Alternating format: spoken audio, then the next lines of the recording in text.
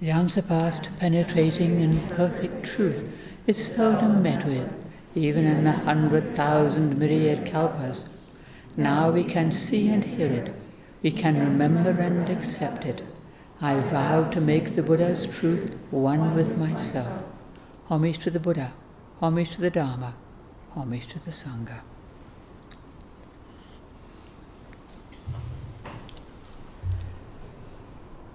Feeling is the reaper of karma. I've been asked to talk about this. Well, what does it mean? It's one of those little pithy statements that the Buddha would make. Feeling is the reaper of karma. I'm not even sure if he said it, but somebody did. And it's one of those things that seems like it's simple, but is stuffed with meaning. And it can be deeply contemplated, and it can help us in our practice. If it couldn't help us in our practice, he wouldn't have said it. The Buddha was extremely practical and deeply compassionate, and what he said was always intended to help beings. So, these little statements he would make both give us comfort and encouragement, and they also help us to live more wisely and free ourselves from suffering. So, feeling is the reaper of karma. Well, first, what is karma? Well, if people have written whole long books about it, they say only a Buddha can completely understand karma, but I'm going to try a very short, simple, basic explanation. If for anyone who doesn't know, well, literally, karma means action. But we tend to use it in a more loose way to mean both action and the results, cause and effect, really. That's how we often think of when you talk about karma. And karma is all our intentional actions of body, speech and mind, things that we intend to do, whether for good or for ill. Body, speech and mind. We can create both good and bad karma with our physical actions, with our speech, and with our thoughts. If we harbor ill will towards somebody, sort of dwelling on resentment, that's creating karma. And it may not look like anything. It's not as bad maybe as doing something physically harmful to the person or yelling at them and being angry with them. But it still has an effect. If we nourish ill will, it has an effect on us, has an effect on other beings, and the person to whom we are directing our angry thoughts. It kind of creates that habit of mind of ill will. So it's not nothing. Any kind of volitional action of body, speech or mind, whether for good or for ill, is karma. Intention is a large part of the creation of karma. If we hurt somebody by accident, it's not as bad as if we do it on purpose. This person is still hurt, but it isn't that deliberate intention. If we step on an insect by mistake, it's not the same as if we set out to squash it. It's just quite different. Little insect still dead. But the intention makes a difference. And we can still take more care and look where we're going. So there's that aspect. We are still responsible for what we do, whether intentionally or unintentionally. But our intentional actions have more weight. Well, as we know, karma works in the ethical realm. If we do good and help other beings, we will be a lot happier than if we do harmful things. Whether the result comes immediately, we feel bad if we do something harmful, or later on, maybe years later, maybe lifetimes later, we get the results, whether for good or for ill. But there's no judgment there, and this is a hard thing for us Westerners to understand. There's no judgment in the law of karma. It's like gravity, it just operates. There's not some great lawgiver saying, that person's really bad, let's clobber them or something. It's not like that. It's just a law like gravity, cause and effect. And so many of us have been raised with the concept of heaven and hell and punishment and all that it can be hard to let go of that idea of judgment. Judging ourselves particularly, I did that awful thing, and then we add more suffering to our already suffering by judging ourselves as a bad person or a good person. I did something really good, And karma is not predestination. It's not some kind of fatalism. Oh, it's my karma to be a miserable person. I can't do anything about it. I was always going to be a miserable person. Actually, we have a choice, because how we respond to the things that happen to us, or our own conditions of body and mind, how we respond to those makes a difference. And we have a choice in that. We're not helpless. We're not just victims of fate.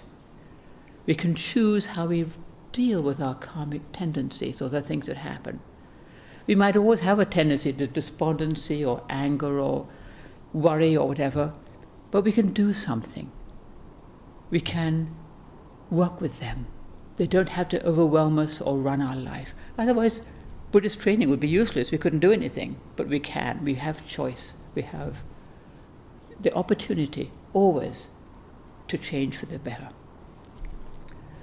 We might tend to make the same kind of mistakes over and over again. We always choose unsuitable partners, or we keep falling into the same kind of hole. We keep finding ourselves in some situation of helplessness, or investing all our happiness in one person or one situation, and then they leave us or they're gone and we're desolate, We may keep making the same kind of mistakes again and again, and yet we can still learn. We can see the pattern for a start. Oh, I did it again. Here I am, still in this hole. Maybe I can walk around it next time. And we can choose how we respond by seeing what we're doing, but not judging ourselves as some kind of stupid or bad person. I can do something different,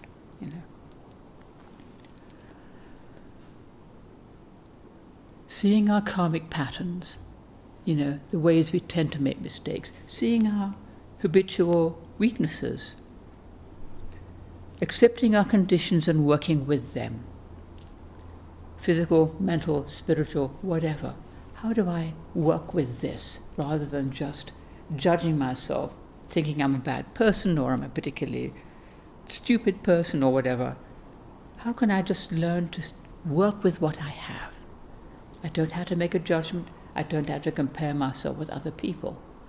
Just do our best with what we have. Seeing where we keep making the same mistakes, learn to do something different, If you have a weakness such as a quick temper, or to recognize that, I have a temper, rather than just blaming other people for our anger. Well, somebody else's fault. It's always somebody else's fault. I have this hard life. People are mean to me. It's born under a bad sign, and then we can't learn. But if we can see, I have responsibility for this. I'm responsible for how I respond to what happens to me, or how have I created problems for myself. Maybe I haven't been so great, and that's why people are angry with me. I have responsibility, and to see that, and to work with it, then we can do something. But if we refuse to admit that we have a problem, we have a temper, or we have whatever it might be, then we can't do anything. Only when we accept the things that happen to us, the way we treat people, the things that our own karmic tendencies, our own habitual responses to things, then we can do something. Our habitual habits of mind, that we tend to get irritable, we tend to get frightened, or we tend to get despondent about things, to see that, I have this tendency. Doesn't mean I'm a bad person. I don't have to judge it. I can do something. I can help myself. Oops. And this is where the other part of our phrase comes in. Feeling is the reaper of karma. We talked about karma a bit. Then there's the feeling. We tend to take everything personally, I'm having this horrible time. This is awful. My life, my feelings are the most important thing. It's all about me. But if we can get a little bit of detachment, a little bit of distance, it helps us greatly. A little more perspective. The Buddha taught that we are made up of the 5 skandhas, which many of us are familiar with, the 5 aggregates, the 5 aspects of our existence, the 5 heaps. There's a physical body, this body, plus all the physical things that we see. Then there's our feelings, whether physical feeling, sensation, or emotional feelings, spiritual feelings, mental thingies, states of mind. Feelings is the second one. Then there's our thoughts, including our memory. I think memory is a part of that, actually a large part of what we think of as me. And then there's volition or intention, our will to do something, we just talked about.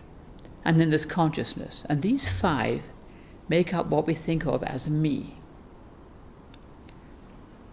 And as the Buddha said, none of these is me.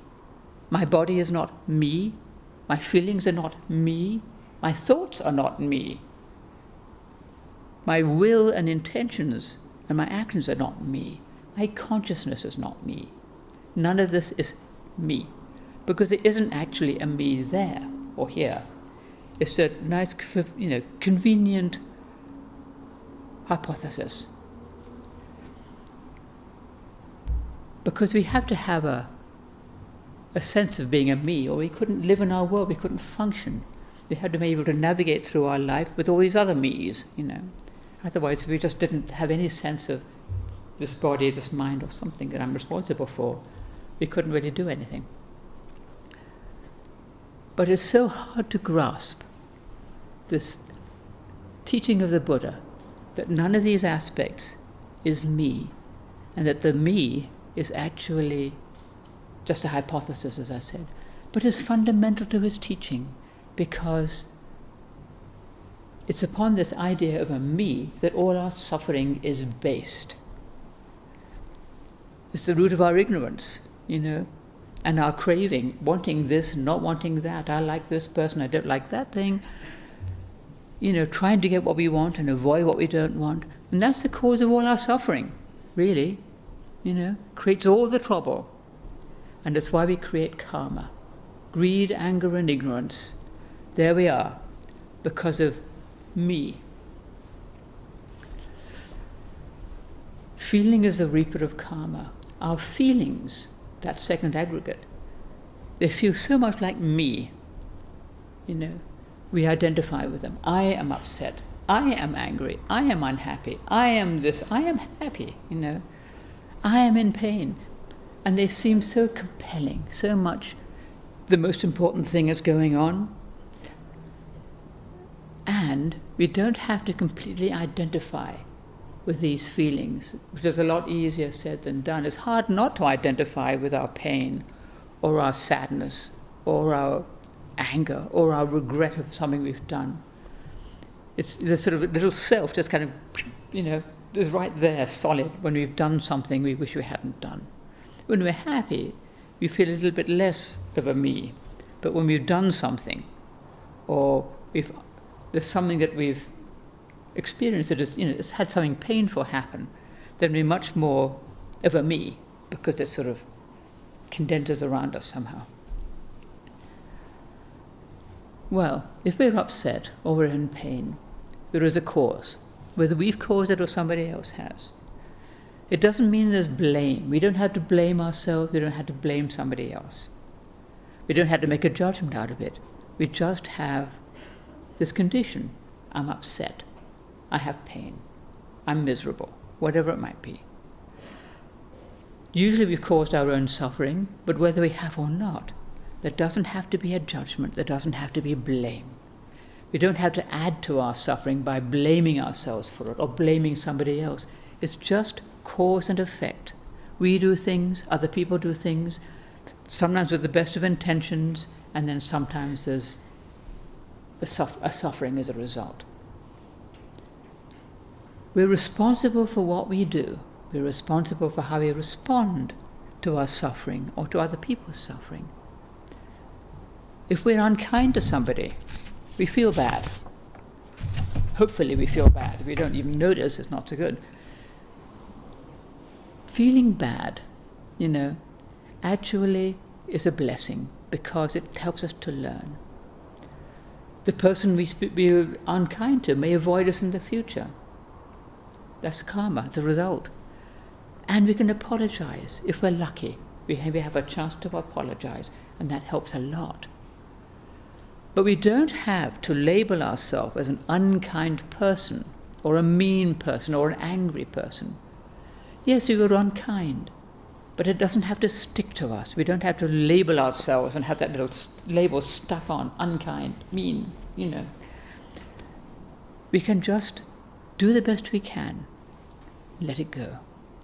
We can practice kindness now. We can change. We can learn from our mistakes. We're not enslaved to our karmic mistakes. It's how we learn. Otherwise, we couldn't change if we didn't make mistakes. And we didn't have that horrible feeling of, oh, why did I do that? Then we wouldn't change. We wouldn't learn. None of our feelings last forever. They all come and go. They're empty of their nature. And as again is what the Buddha taught us. He said, feelings are like bubbles in a stream. They form, they burst, they're gone. Quickly, over and over again. Even the strongest feelings come and go.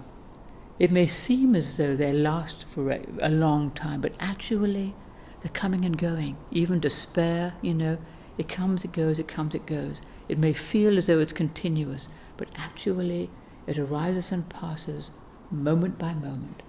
And sometimes, as we know, we may have a very strong feeling going on, and then something happens and it evaporates. You've been angry with somebody. Then we find there's a reason for that. They've done something because they've had a horrible tragedy in their life. And when we hear this, instantly our anger evaporates. Well, where did it go? It wasn't real in the first place. But seeing that thing just helps us it just disappears. These feelings are fundamentally empty. None of them is me. They are not our true nature. Like all those skandhas, form, sensation and all that. None of them is me.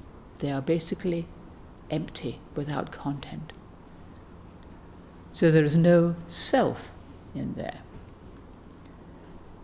And if you can kind of remember this, even if you don't completely see it, we can learn to hold things a little bit more lightly, to relinquish our grip a bit. And this phrase, the feeling is the reaper of karma, helps us to do that.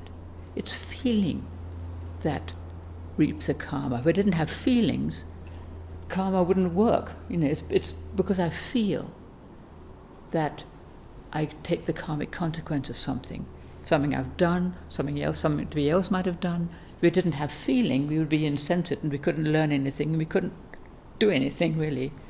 Feeling is part of our nature. We're not trying to suppress our feelings or get rid of them or numb them or cut them off.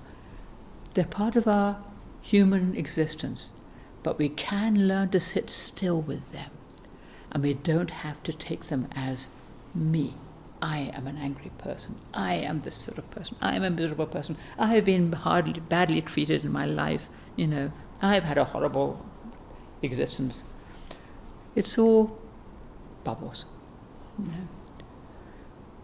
And when strong feelings arise, if we can sit still with them and not get completely pulled off by them, it helps us immeasurably, as we know, because it's a basic aspect of our practice, to sit still in the midst of feeling, whether it's anger, sadness, fear, worry, despair, all those things, to sit still in the midst of them and not let them completely pull us off or overwhelm us. It's just feeling, and it's not me. It's not our true nature. If we're undergoing great pain or mental suffering of some kind, no matter what the cause of it may be, we can help ourselves to cleanse that karma by accepting it, simply by accepting it, no matter what the cause, and allowing ourselves to feel that pain, physical, mental, spiritual, whatever, just accepting it and allowing ourselves to feel it. No blame, no judgment. We do what we can to alleviate it. If it's pain, we might be able to take pain medication or whatever to help ourselves. And the greatest help is just simply accepting it and being as still as we can, being at ease within it, embracing it, if you like. Here it is, it's what I have, just need to accept it. And yes, there's karmic reasons for it. I may or may not know what they are. I don't have to know what they are.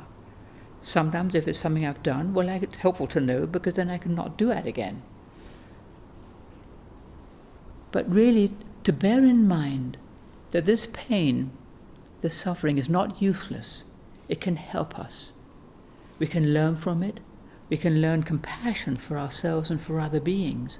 We can learn little wisdom, not to do it again, whatever it might have been that caused that, We'll stop bungee jumping, whatever.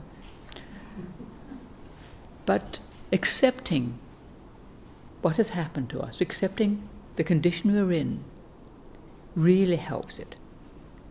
Helps to mitigate it. Sitting still, accepting it as completely as we can, and not thinking, this is me, this is my true nature. It is just a condition. It's a condition for now, and it won't last forever and ever. It's just cause and effect. Nothing lasts forever. When I find myself saying, feeling is the reaper of karma, which does come up quite often, is usually in the context of bearing something that is hard to bear. Feeling is the reaper of karma. Something that is hard to bear. Cleansing karma in some form. Somebody has some physical illness or some spiritual pain. Feeling is the reaper of karma. By bearing it, by accepting it and sitting still with it and not getting all upset or resentful or acting on it. Just by doing that, we are helping to cleanse it. If we have a chronic problem with anger, if we can sit still with that, any moment we can sit still with that, we're helping to cleanse it, because we're going against that habitual pattern of anger and resentment. We're kind of stepping outside that for a moment, and there's a feeling of kind of cleansing when you're paying attention. It's just a feeling of freedom, actually. I don't have to fall into resentment. I don't have to dwell on this anger. I can be still. I can just be still. And every moment that we do that, we're helping cleanse that karma. Or with fear or anxiety or inadequacy or any of those things, despondency, despair, any of these things. Any moment we can just sit there still with it and accept it and not act on it and not feed it. Oh yes, I really am a worthless person, Any moment we can do that is a moment to the good, and it helps with cleansing our karma. You can kind of feel that. There's a benevolent aspect, a beneficent aspect. Any moment we can just do that, just sit still with whatever it is that ails us, physical, mental, spiritual, whatever. It's comforting to know that our suffering is not useless, that actually we're cleansing karma by simply undergoing this feeling. Feeling is the reaper of karma. That's what it means. Karmic consequences coming, it's feeling that receives it. But I don't have to take it all into myself. Oh, I am this awful, dreadful person. Just here it is. Here's the feeling. To be able to have a little bit of dispassion in a sense, not to take it all too personally. Here it is. I did something really unkind. Now I'm getting the consequence. Whether it's recently, 5 minutes ago, many years ago. Here is the consequence. And again, as I said, even if you don't know what caused it, it's all right.